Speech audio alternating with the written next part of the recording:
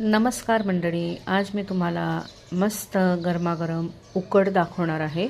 ही उकड मी तांदळाची पिठी न वापरता नाचणीच्या पिठीपासून बनवलेली आहे। तेव्हा ही रेसिपी शेवटपर्यंत नक्की बघा।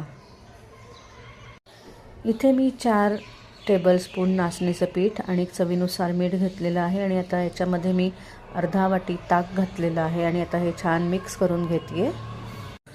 अर्धा वाटी ताक घालून झाल्यानंतर आता याच्यामध्ये मी 1 वाटी पाणी घातलेलं आहे आणि हे छान मिक्स करून घेतले। इथे कढईत मी 2 टेबलस्पून तेल घेतलेलं आहे। तेल छान तापल्यावर त्याच्यामध्ये अर्धा चमचा मोहरी आणि हिंग घातलेला आहे। मोहरी छान तडतडल्यानंतर इथे मी 2 हिरव्या मिरच्या, 1 आल्याचा तुकडा आणि 5 ते 6 लसणी ठेचून घेतलेले आहेत, तर त्यासुद्धा आता याच्यात घातलेले आहेत। त्यानंतर आता याच्यामध्ये मी भिजवलेलं नाचणीचं पीठ घातलेलं आहे आणि आता याच्यामध्ये तुम्ही आवश्यकतेनुसार पाणी घालू शकता। तुम्हाला उकड किती पातळ घट्ट पाहिजे त्यानुसार पाणी घालायचं आहे। त्यानंतर याच्यामध्ये मी साधारण 3 वाटी पाणी घातलेलं आहे आणि हे सतत ढवळत राहायचं आहे जेणेकरून याच्यामध्ये गुठळ्या होऊ नयेत आणि आता याला एक छान वाफ आणून द्यायची आहे।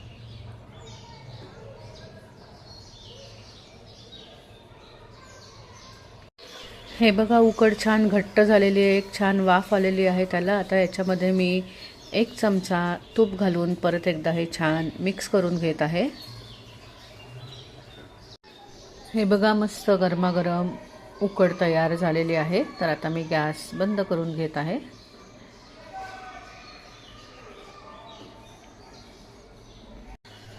झटपट होणारी, चवीला अप्रतिम लागणारी अशी ही नाचणीची उकड तयार झालेली आहे।